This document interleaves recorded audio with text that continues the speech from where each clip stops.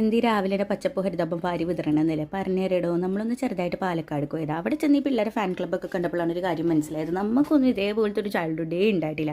ബാക്കിയുള്ളവരെ കാര്യം എനിക്കറിയില്ല കേട്ടോ, എൻ്റെ കാര്യം ഞാൻ പറയുന്നത്. എനിക്ക് സ്കൂള്, ട്യൂഷൻ, വീട്, അതായിരുന്നു എൻ്റെ ഒരു റുട്ടീൻ. അവിടെ എന്തൊക്കെയാ പാടം, കുളം എല്ലാം ഉണ്ട്. പിന്നെ ഞങ്ങൾ ചെറുതായിട്ട് മുതലമടക്കായിട്ട് പോയത്. ഈ സ്ഥലം ഫെമിലിയർ ആണെന്നാണ് എൻ്റെ ഒരു വിശ്വാസം. നമ്മുടെ വെട്ടം സിനിമയിലൊക്കെ ഫെമിലിയർ ആയിട്ടുള്ള. പിന്നെ അവിടുത്തെ മെയിൻ അട്രാക്ഷൻ്റെ വാപ്പായിരുന്നു, കണ്ടില്ലേ ഇതേപോലെ കുരങ്ങിനെ പോലെ ചാടിത്തുള്ളി നടക്കായിരുന്നു.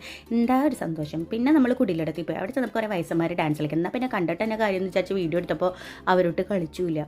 എന്താ പറയുക, അടിപൊളി ഒരു പ്രകൃതി രമണീയമായ സ്ഥലം. ആ ചൂടും കൂടി ഇല്ലെങ്കിലുണ്ടല്ലോ Palakkad is one of the സ്വർഗം അങ്ങനെ വേണമെങ്കിൽ പറയാം. നമ്മളുടെ പിന്നെ ലിമിറ്റഡ് ടൈമേ ഉണ്ടാവുള്ളൂ. നമ്മളവിടെ പാലക്കാട് ആ കൊല്ലംകോട് എത്തിയത് തന്നെ 12:30 മണിക്കാണ്. നമുക്കൊട്ട് 7 മണിക്ക് തിരിച്ച് എറണാകുളത്ത് എത്താൻ വേണം. ഒടുക്കത്തൊരു ബ്ലോക്കും. ഇനിയിപ്പോൾ എന്തായാലും ടൈം കിട്ടുകയാണെന്നുണ്ടെങ്കിൽ ഒരു 2-3 ദിവസം സ്പെൻഡ് ചെയ്യാന്നുള്ള മൈൻഡിൽ മാത്രമേ അവിടെ പോകുള്ളൂ. അപ്പോൾ വീഡിയോ ഇത്രയേ ഉള്ളൂ. ഇഷ്ടമായി ലൈക്ക് ചെയ്യുക, കമൻറ്റ് ചെയ്യുക, സബ്സ്ക്രൈബ് ചെയ്യുക. Okay bye.